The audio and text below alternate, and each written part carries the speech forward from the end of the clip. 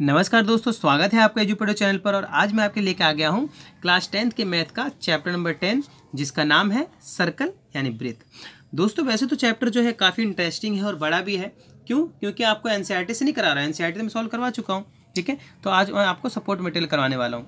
इसमें कुल मिला के 50 से भी ऊपर क्वेश्चन है। ठीक है, जितने भी हो इसमें जो क्वेश्चंस हैं उसको सॉल्व करवाना बहुत बड़ी बात है, क्योंकि मैं देखता हूँ अधिकतर जगहों पे इसके क्वेश्चन के आंसर नहीं मिलते हैं। ठीक है, मिलते भी तो पेड मिलते हैं, यानी पैसे देकर लेने पड़ते हैं। तो आज मैं आपको जो है कि इसके बारे में बताने जा रहा हूँ और पूरी अच्छी तरीके से जो है कि अंडरस्टैंडिंग करवाऊंगा आपको इसकी। तो आपसे मैं ये रिक्वेस्ट करता हूँ कि प्लीज़ वीडियो को यार देखो लाइक कर दिया करो। ठीक है ना, हालांकि मैं ये सब बोलता नहीं हूँ, लेकिन क्योंकि मेरी वीडियो पे लाइक नहीं आते और व्यू बहुत आते हैं, तो यार जब व्यू करते हो तो उसी के साथ एक लाइक भी कर दिया करो। ठीक है ना, क्यों? क्योंकि देखता हूँ मैं दूसरे लोग मतलब एक बार रिक्वेस्ट कर देते हैं तो दुनिया भर की लाइक्स हो जाती है, तो कृपया करके लाइक कर दिया करो। ठीक है, चलिए शुरू करते हैं। पहला प्रश्न है कि दिए गए चित्र में BC की लंबाई ज्ञात करें। देखिए, अब यहाँ पर आपको कॉन्सेप्ट पहले समझना होगा। ठीक है, तो वो कॉन्सेप्ट क्या है वो देखिए। पहले हम क्या करते हैं कि सर्कल बना लेते हैं। ठीक है, क्वेश्चन नंबर फर्स्ट है ये। आज रेड पेन पता नहीं कहाँ रह गया मेरा, मिल नहीं रहा है मुझे। तो यहाँ पर जो ट्रायंगल है टच होता हुआ मान लीजिए। ठीक है, टच नहीं हुआ, कोई बात नहीं, ऐसे। तो यहाँ पे जो ट्रायंगल है इसको नाम दिया गया है A, इस पॉइंट को कहा गया है B और इस पॉइंट को C। ठीक है, और ये जो पॉइंट्स हैं इसको N कहा गया है, इसको M कहा गया है और इस पॉइंट को कहा गया है L। ओके, तो आपको वैल्यू भी गिवन है। वैल्यू क्या गिवन है कि ये पूरी जो वैल्यू है आपको वो दी हुई है 9 सेंटीमीटर, यहाँ से लेकर यहाँ तक। ओके, और यहाँ से लेकर यहाँ तक की जो वैल्यू है वो आपको 6 सेंटीमीटर गिवन है। ओके, ऐसे ही यहाँ से यहाँ तक वो है 4 सेंटीमीटर और यहाँ से यहाँ तक वो है 3 सेंटीमीटर। ओके, हमें BC की लंबाई बतानी है। किसकी? BC की। तो आइए एक छोटा सा कॉन्सेप्ट क्लियर करते हैं। ठीक है, आपको एक एक चीज़ बताऊंगा, बिल्कुल आराम से वीडियो को ध्यान से देखो। कुछ समझ ना आए तो नीचे कमेंट सेक्शन दिया है, वहाँ जाके कमेंट करके पूछ लो। देखिए, यहाँ पर हमारे पास जो थ्योरम है 10.2 एनसीईआरटी की बुक से, उसके अकॉर्डिंग ये है कि अगर किसी वृत्त पर एक ही पॉइंट से दो स्पर्श रेखाएं खींची जाती है, टेंजेंट खींचे जाते हैं, तो ये दोनों आपस में इक्वल होते हैं।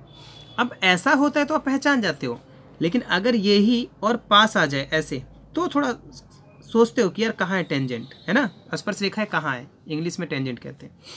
अब ऐसा ही अगर और पास आ जाए, जैसे यहाँ से अगर इस पर स्पर्श रेखा हो, तो भी सोचते हो यार स्पर्श रेखा कहाँ है। तो ये सारी स्पर्श रेखाएं हैं। ठीक है, तो इसीलिए यहाँ ये पॉइंट B हो गया, तो ये वाली जो रेखा है वो इसके इक्वल है और ये वाली जो रेखा है वो इसके इक्वल है। ओके, तो हम क्या लिखेंगे? हम यहाँ पे लिखेंगे कि स्पर्श रेखा प्रमेय से, प्रमेय के अनुसार। ठीक है, स्पर्श रेखा प्रमेय के अनुसार क्या हो जाएगा भाई? हमारे पास जो वैल्यू मिलने वाली वो ये कि BN इक्वल है किसके? BL के, यानी ये वाली इसकी इक्वल हो गई। ओके, और कितनी हो जाएगी? 4 सेंटीमीटर। क्लियर है? ठीक ऐसे ही MC यानी कि CM किसके इक्वल होगा? CM इक्वल होगा इसके, CL के। ओके, और ये कितनी है? 6 सेंटीमीटर। क्लियर है? अब हमें तो BC निकालना है, BC। तो BC इक्वल हम क्या लिखेंगे? BC इक्वल हम लिखेंगे BL प्लस में CL। ओके, तो मैं लिख देते हैं BL प्लस में CL। ओके, कॉन्सेप्ट क्लियर हुआ? ये हो गया कितना आपका 4 सेंटीमीटर BL और CL हो गया 6 सेंटीमीटर। तो इस प्रकार से आपका आंसर आ गया 10 सेंटीमीटर। ओके, तो यही है आपका आंसर। इसके बाद जो है आइए सेकंड क्वेश्चन देखते हैं। अब सेकंड क्वेश्चन में क्या पूछा गया? देखिए, आपको कोई सॉल्व नहीं कराएगा, पहले बता रहा हूँ। कहीं से टपा टपा आंसर उठा के दे देंगे, कोई सॉल्व नहीं कराएगा। ठीक है ना, हमारी आदत नहीं कुंजी और गाइड से पढ़ाना। देखिए, यदि बाह्य बिंदु P से स्पर्श रेखा की लंबाई 24 सेंटीमीटर है, यदि इस स्पर्श रेखा के केंद्र से दूरी 25 सेंटीमीटर है, तो वृत्त की त्रिज्या ज्ञात करें। बिल्कुल आसान क्वेश्चन है, इसमें कुछ दम नहीं है इस प्रश्न में। ठीक है, कि एक जो है वृत्त दिया हुआ है आपको और कहा गया है कि इस पे जो बाहरी बिंदु से ऐसे स्पर्श रेखा खींची गई है। ठीक है, कोई पॉइंट P है, इससे जो है कि स्पर्श रेखा खींची गई है और ये कह रहा है कि किसी बाह्य बिंदु P से स्पर्श रेखा की लंबाई 24 सेंटीमीटर है। तो कहीं से भी ले लीजिए, ये वाला 24 सेंटीमीटर, ये भी ले सकते हैं, मैंने 2 खींच दिया, 1 की जरूरत थी, कोई बात नहीं। और ये कह रहे हैं कि केंद्र से इसकी दूरी, इस स्पर्श रेखा की केंद्र से जो दूरी है वो है 25 सेंटीमीटर। कितनी? 25 सेंटीमीटर। तो इसकी त्रिज्या बताइए, क्या बतानी है? त्रिज्या। ओके, यानी कि आपको ये एक राइट एंगल ट्रायंगल मिल गया है, आपको ये रेडियस बतानी है आर। तो यहाँ पे नाम ले लेते हैं, चलिए ओ, इस पॉइंट को ले लेते हैं ए। ओके, उसका जरूरत नहीं है उसकी, तो छोड़िए उसे। अब क्या होगा, तो यहाँ पर लिखा जरूर करें कि पाइथागोरस प्रमेय के अनुसार, ओके, पाइथागोरस प्रमेय के अनुसार, आपको पता ही है कि पाइथागोरस प्रमेय के अनुसार क्या होता है। पाइथागोरस प्रमेय के अनुसार होता है कर्ण का वर्ग बराबर क्या होता है? लंब का वर्ग, ओके, प्लस में आधार का वर्ग, है ना, यही तो होता है। तो यहाँ पर कर्ण क्या है? यही होती है, ये जो सेंटर से लाइन मिलती है ना बाह्य बिंदु से, यही कर्ण है इसका। तो हम लेंगे OP की स्क्वायर इक्वल लंब को हम मान लेते हैं AO की स्क्वायर या OA की स्क्वायर प्लस में AP स्क्वायर। ओके, तो हमें क्या निकालना है? हमें ये निकालना है। तो इसको हम R रख लेते हैं त्रिज्या को, प्लस में AP हमें दिया ही हुआ है 24, इसका स्क्वायर कर दीजिए। ओके, और यहाँ पर OP हमारे पास क्या है? 25, इसका भी स्क्वायर कर दीजिए। तो 25 का कितना आ जाएगा भाई? 625 इक्वल R स्क्वायर, और प्लस में कितना आएगा? 576। इसको इधर ले आकर माइनस कर दीजिए। तो अगर हम इसको माइनस करेंगे 576 को, तो हमारे पास क्या होगा? 49 प्राप्त होगा। हमें कितना प्राप्त होगा? 49। तो R स्क्वायर हमारे पास है 49, तो R इक्वल क्या हो जाएगा? रूट में 49, और आपको पता है कि 49 का रूट क्या आता है? 7। तो भाई त्रिज्या जो है वो है 7 सेंटीमीटर। ओके, यही हो गया आपका आंसर। हाँ, एक बात और, इसका जो ये जो मैं सॉल्व कर रहा हूँ, ये कॉपी मैं अपनी वेबसाइट पे दे रहा हूँ edupedo.com पे, तो आप जो है नीचे लिंक वीडियो में दे दिया है मैंने, वहाँ से आप डाउनलोड कर लीजिए। ओके, सच में दे दिया है, देखिए जाके जरा। देखिए नेक्स्ट क्वेश्चन क्या है, थर्ड क्वेश्चन, कि दिए गए चित्र में ABCD एक चतुर्भुज है, दिखाई दे रहा है AB, ठीक है, ABCD चतुर्भुज है ना। यदि BAC इक्वल 50 डिग्री है, BAC ये वाला, ठीक है, और DBC 60, कहाँ है भाई DBC? DBC यह है 60। ओके, तो BCD का मान ज्ञात कीजिए, BCD, ठीक है, नो प्रॉब्लम। तो निपटा दे इसको। चलिए अब छोटी सी एक चीज़ बताता हूँ आपको। ओके, क्या आप दोस्तों देखिए 10th में आते हैं, बुरा मत मानिएगा, लेकिन आपको 9th के कॉन्सेप्ट क्लियर नहीं होते हैं, इसलिए आप सॉल्व नहीं कर पाते हैं। अच्छा, ठीक है, तो चलिए मैं सोच रहा हूँ इससे बना लेता हूँ, क्योंकि प्रकार से बना लेता हूँ, प्रकार लगा लिया मैंने।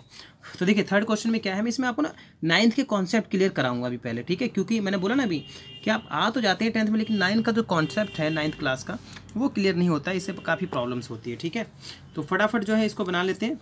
देखिए यहाँ पर है ना ऐसे ही। तो हमें जो है सबसे पहले एक आर्क खींचनी है, यानी चाप ये जीवा खींचनी है, कॉर्ड। उसके बाद एक और खींचनी है कॉर्ड, खींच लेते हैं फटाफट। और अभी मैं कॉन्सेप्ट क्लियर कराऊंगा, मैंने बोला ना कॉन्सेप्ट क्लियर, तो पहले कॉन्सेप्ट क्लियर होगा तभी आप अच्छी अंडरस्टैंडिंग कर पाएंगे, नहीं तो आप खाली आंसर समझ जाएंगे, इससे क्या फ़ायदा? कोई फ़ायदा नहीं है, क्योंकि सेम क्वेश्चन है, ये तो ज़रूरी नहीं है ना। तो देखिए यहाँ पे मैं आपको कुछ अभी समझाता हूँ। 9th का एक छोटा सा कॉन्सेप्ट है और उसे पकड़ना बहुत ज़रूरी है। ओके, बिना उसके काम नहीं चलने वाला है भाई, पहले सिंपल सी बात है। अब ध्यान से सुनिए और सोचिए, ठीक है। मैं एक छोटी सी बात बता रहा हूँ आपको, वो ये कि अगर कोई वृत्त, ठीक है, मान लीजिए हमारे पास कोई भी वृत्त है ऐसा, ओके, अगर किसी वृत्त पर एक ही चाप से, जैसे एक चाप हो गया मान लीजिए AB, अगर इसी चाप से पहले एक जीवा खींच देते हैं, हाँ देखिए दो वृत्त के खंड हो गए ना, एक बड़ा एक छोटा, ठीक है, तो उस तरफ केंद्र पर कोण बना हो, ठीक है, अब कॉन्सेप्ट क्लियर करवा रहा हूँ पहले मैं, और इन्हीं चाप से, इसी चाप से सेम आपकी परिधि पे बना हो, ऐसे कहीं भी, ठीक है, ध्यान रखना। तो अगर केंद्र पर कोण होगा 60 डिग्री का, तो परिधि पे होगा 30 डिग्री का, ठीक है, आए पास समझ में, चाहे वो यहाँ पे हो चाहे वो यहाँ पे हो, ओके, तब ये 30 डिग्री का ही होगा, चाहे वो यहाँ पर हो। समझ रहे हैं मैं क्यों करा रहा हूँ, अभी समझ में आ जाएगा। मतलब केंद्र पे जो कोण अगर एक ही चाप से, एक ही आर्क से सेंटर पे और एक ही आर्क से परिधि पे, सर्कल पर यानी वृत्त पर कहीं भी बना हो, तो वो कोण जो है आधा होता है केंद्र का, इसलिए आपस में सब बराबर है। ध्यान से देखिए जरा। अगर तो हम एक ये भी निष्कर्ष निकालते हैं कि एक ही चाप से अगर वृत्त पे कोण बने हो तो बराबर होते हैं। ठीक है, अब मैं ये क्यों बता रहा था अभी आपका ध्यान में लाता हूँ इस तरफ, आपको 1 मिनट में समझ में आ जाएगा, 1 सेकंड में। ये कोण कितना दिया है भाई? 60 डिग्री। कितना दिया है? 60। ठीक है, अरे सॉरी 30 लिख दिया मैंने, सॉरी 60 डिग्री। ओके, और ये एंगल हमें दिया हुआ है 50 डिग्री, यही दिया है ना। अब मैं समझाने की बात कर रहा था, अब जरा ध्यान से देखिए। ये जो बी और सी है, इसी चाप से, ठीक है ना, इसी चाप बी और सी से यहाँ भी बना है और इसी चाप बी और सी से यहाँ भी कोण बना है, तो इसीलिए ये और ये आपस में होंगे बराबर। समझ में आ गई बात? अब त्रिभुज के तीनों कोणों का योग लगाकर हम, ठीक है, कोणीय गुणधर्म कहते हैं उसे, कोणीय गुणधर्म लगाकर हम बी सी डी निकाल सकते हैं। ठीक है, तो चलिए अब हम इसको एक बार लिख के दिखाएंगे। क्या कि एंगल बी ए सी बराबर होता है एंगल किसके होगा? B A C, B D C के। ठीक है ना, क्या लिखेंगे आप? B D C. ठीक है, और आप क्या लिख दोगे? 50 डिग्री। ओके, तो ये हो गया इक्वेशन 1। ओके, इक्वेशन 1 मानिए, 2 मानिए, जो भी लिखना आपको लिख लीजिएगा। अब हम क्या लिखेंगे कि कोण बी सी नहीं, हम लिखेंगे यहाँ पे पहले त्रिभुज। ठीक है, अब हम उस त्रिभुज में चलेंगे क्योंकि हमारे 2 कोण मिल गए ना। त्रिभुज में तीनों कोण का कितना होता है? 180। तो एक ये मिल गया, एक ये पहले से दिया है, ये हमने निकाल लिया और ये हम लिख लेते हैं। तो त्रिभुज बी सी डी में, ठीक है, तो त्रिभुज बी डी सी प्लस में त्रिभुज बी सी डी प्लस में त्रिभुज त्रिभुज में बोल रहा हूँ, ये सॉरी क्षमा चाहते हैं। ठीक है, त्रिभुज नहीं कहना है, कोण कहना है। ठीक है, तो ये कंडीशन हो गई आपकी। और यहाँ पे हम पीछे क्या लिखेंगे भाई? त्रिभुज के तीनों कोणों का योग कितना होता है? 180 होता है। तो हम लिखते हैं कोण योग गुणधर्म। इसको हम क्या कहते हैं? कोण योग गुणधर्म कहते हैं। ठीक है, अब इसको आपको पता है कि बी डी से जो बी डी सी था वो था आपका क्या? 50 डिग्री, यहाँ पे पहले समीकरण से, प्लस में एंगल बी सी डी आपको निकालना है और एंगल डी बी सी आपको दिया हुआ है भाई। अरे सॉरी यार, क्या कर रहा हूँ, कई लोग मिलने आ गए नीचे, इससे कन्फ्यूज़न हो गई मुझे। इसलिए हम रात में 1 बजे 2 बजे रिकॉर्ड करते हैं, पूरी दुनिया जब सो जाती है। आज मैं थोड़ा जल्दी कर रहा हूँ। ठीक है, तो अब जो है माइनस कर दीजिए, और माइनस में 60 भी तो करना है, प्लस का ये था, ये भी था, इधर आ गया।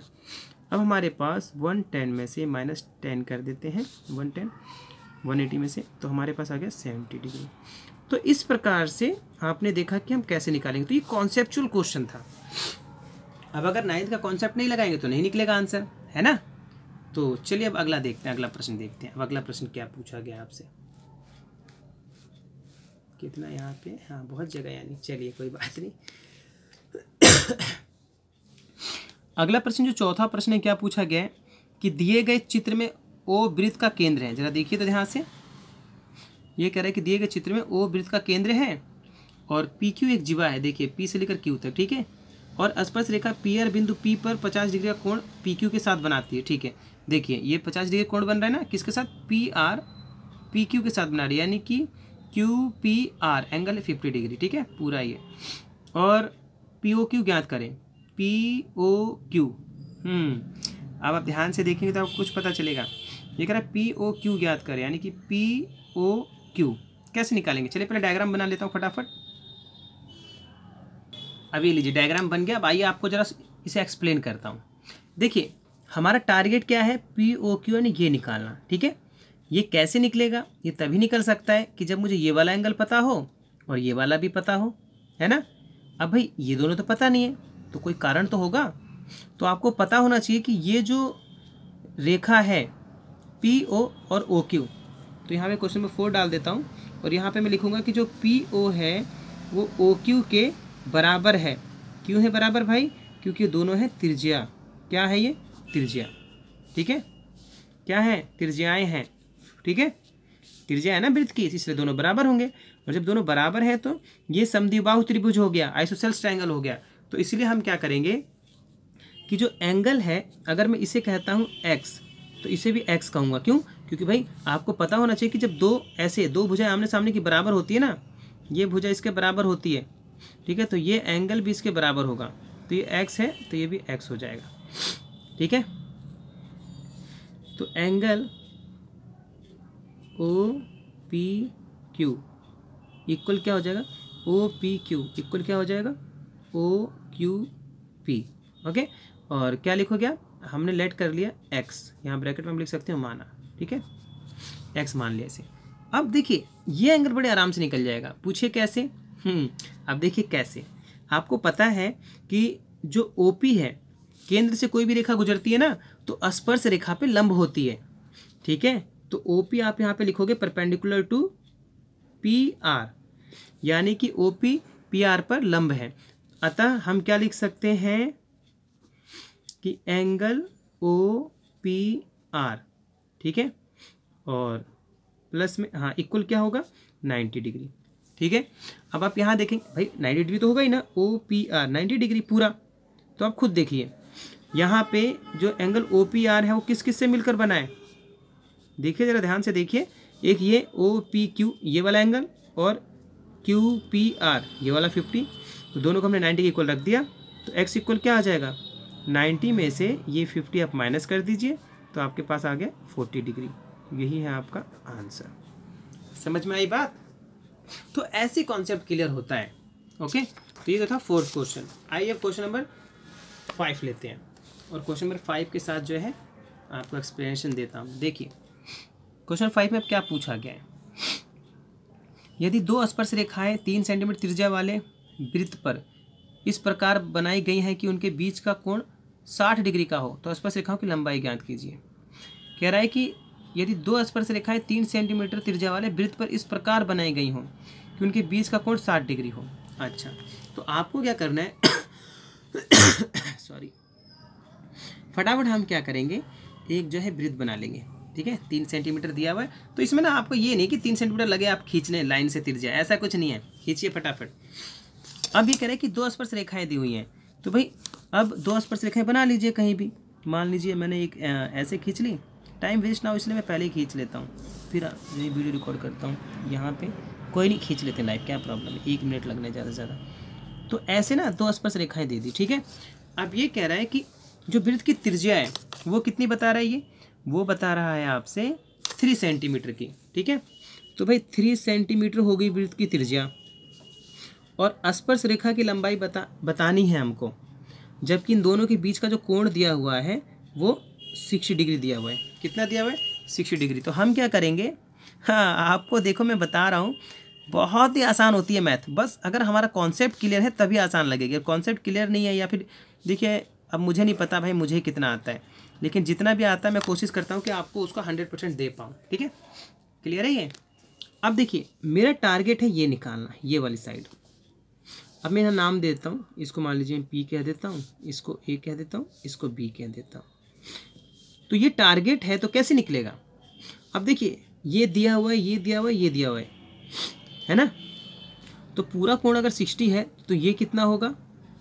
ये होगा 30 डिग्री, क्योंकि कभी भी जब स्पर्श रेखाओं से कोण बनता है ना, तो ये जो केंद्र से मिलानी रेखा है उसको 2 भागों में बांटती है, ठीक है। आगे बस समझ में, तो ये 30 हो गया। अब मुझे पता है, अगर मैं यहाँ पे आपको समझाने की कोशिश करूँ तो, कि हमारे पास एक ऐसा ट्रायंगल है, ठीक है, जिसमें ये जो एंगल है वो है 30 डिग्री। क्लियर है? और ये चीज़ हमें निकालनी है, जिसमें यहाँ पे देता हूँ AOP, और ये मुझे दी हुई है 3 सेंटीमीटर, तो मैं निकाल लूँगा। कैसे भाई? फंक्शन बना दो, ट्रिगोनोमेट्री किस काम आएगी। तो यहाँ लिखिए tan 30 डिग्री इक्वल AO, यानी कि AO परपेंडिकुलर अपॉन बेस, यानी AP, ठीक है। AO अपन में AP हो गया। अब आपको पता है कि इसकी वैल्यू क्या होती है, 1/√3 होती है, और AO हमारे पास क्या है, 3 सेंटीमीटर है, और AP क्या है, AP ही तो हमें निकालना है ना। इसमें मल्टीप्लाई कीजिए, इसमें कीजिए, ये लीजिए आपकी AP की वैल्यू आपके पास आ गई, 3√3 सेंटीमीटर। ख़त्म कहानी। क्या था इसमें? कुछ नहीं था। ओके, तो कॉन्सेप्ट ही तो है छोटा सा, अब आप समझ गए होंगे मेरे हिसाब से। तो ये था क्वेश्चन नंबर 5। ओके, अब क्वेश्चन नंबर 6 करते हैं, उसके बाद से अच्छी तरह से जो कि देखते हैं क्या दिया गया। देखिए यहाँ पर आपको दिया गया है कि दो संकेंद्रीय वृत्तों की त्रिज्या 4 सेंटीमीटर 5 सेंटीमीटर है। एक वृत्त की जीवा की लंबाई ज्ञात करें जो कि दूसरे वृत्त पर स्पर्श रेखा हो। अच्छा, एक वृत्त की जीवा की लंबाई ज्ञात करें जो कि दूसरे वृत्त पर स्पर्श रेखा हो। क्या बात है, बड़ा अच्छा क्वेश्चन दिया है। यहाँ पे बताएं कैसा प्रश्न, अगर आप पढ़ोगे कह रहा 2 संकेंद्रीय वृत्त हो। दोस्तों अगर 2 संकेंद्रीय वृत्त की बात करें ना, तो आपको क्या करना है, आपको हमेशा खींचना है एक छोटा वृत्त, ऐसे केंद्र दोनों का एक ही है, इसी को हम बोलते हैं संकेंद्रीय। ठीक है, पेन उठ गया, कोई बात नहीं, ये मैं घुमा देता हूँ अभी। तो एक तो वृत्त ये हो गया हमारे पास, और एक थोड़ा बड़ा खींच लेते हैं। ठीक है, तो 2 वृत्त इसने बोले हैं। संकेंद्रीय का मतलब है जिनका सेंटर एक ही हो। क्लियर है? क्लियर है ना? अब ये कहा गया है कि बड़े वाले की जीवा छोटे वाले पर स्पर्श रेखा है। तो देखिए ऐसे खींचोगे आप, बड़े वाले की जीवा जो है छोटे वाले पर स्पर्श रेखा हो गई। और इसने वृत्त की त्रिज्या भी दी हुई है। एक को दिया हुआ है 5 सेंटीमीटर, तो लीजिए 5 सेंटीमीटर, ये लीजिए 4 सेंटीमीटर, और एक 5, तो ये 4 सेंटीमीटर मान लेते हैं छोटी वाली। अगर आप ध्यान से देखेंगे तो ये क्या है, बड़ी वाली त्रिज्या तो है, ऐसे ऐड कर दीजिए, ऐसे मिला दीजिए इसको। अब आप ध्यान से देखिए जरा, यहाँ से लेकर यहाँ तक बड़े वाले की त्रिज्या होगी ना, चाहे आप यहाँ से यहाँ तक मिलाओ, चाहे यहाँ से यहाँ तक मिलाओ, कहीं भी मिलाओ, लेकिन जहाँ मैं सॉल्व करना चाहूँगा वहीं पर तो मिलाऊंगा। तो ये आपकी हो गई है 5 सेंटीमीटर रेडियस, और ये 4 सेंटीमीटर। अब आपसे जीवा की लंबाई पूछी गई है, तो चलिए कुछ नाम हम ले लेते हैं इसमें, A, B, C और यहाँ पे O। तो हमसे AB की लंबाई पूछी गई है, किसकी? AB की। तो AB इक्वल क्या है, AC प्लस में BC। क्लियर है? तो अब यहाँ देख सकते हो ये जो AB equal AC plus BC है, तो AC या BC निकालिए, पहले AC निकालते हैं। तो चलिए हम ट्रायंगल इसमें बात करें कि ट्रायंगल ACO में, ट्रायंगल ACO में अब आप देखें कि राइट एंगल ट्रायंगल है। क्या है? Right angle triangle. तो पाइथागोरस थ्योरम के अकॉर्डिंग क्या हो जाएगा कि AO की स्क्वायर इक्वल हो गया AC स्क्वायर और प्लस में CO स्क्वायर। क्लियर है? तो AO क्या है हमारे पास? AO है हमारे पास 5 सेंटीमीटर, 5 ये स्क्वायर, और AC क्या है? AC तो हमें पता नहीं है, यही तो हमें निकालना है ना। और CO हमारे पास 4 है, तो इसका स्क्वायर कर दीजिए। तो ये हो गया 25 और 625 और इक्वल में, चलिए एक बार, अरे 625 कर रहा हूँ, सॉरी, और AC की स्क्वायर इक्वल प्लस में क्या हो गया 16। तो 25 को यही रहने दीजिए, इसको इधर ले आइए 16 को, तो उधर प्लस का है तो इधर आके क्या हो जाएगा माइनस का। तो कितना आएगा 9, इसको रूट में डालिए। क्यों? क्योंकि भाई हमें, सॉरी यहाँ पे आ गए, क्योंकि हमें बस AC निकालना है ना, स्क्वायर थोड़ी निकालना है। तो स्क्वायर इस पर जाएगा तो ये रूट में आ जाएगा। तो हमारी वैल्यू आ गई 3 सेंटीमीटर। हमारी वैल्यू क्या आ गई? 3 सेंटीमीटर। क्लियर है? हो गया ये। तो इस प्रकार से 6th क्वेश्चन भी हो गया। दोस्तों लिंक जो है वीडियो के नीचे डिस्क्रिप्शन बॉक्स में दिया हुआ है सॉल्यूशन का, जाकर डाउनलोड कीजिए, आराम से एंजॉय कीजिए, पढ़ाई कीजिए।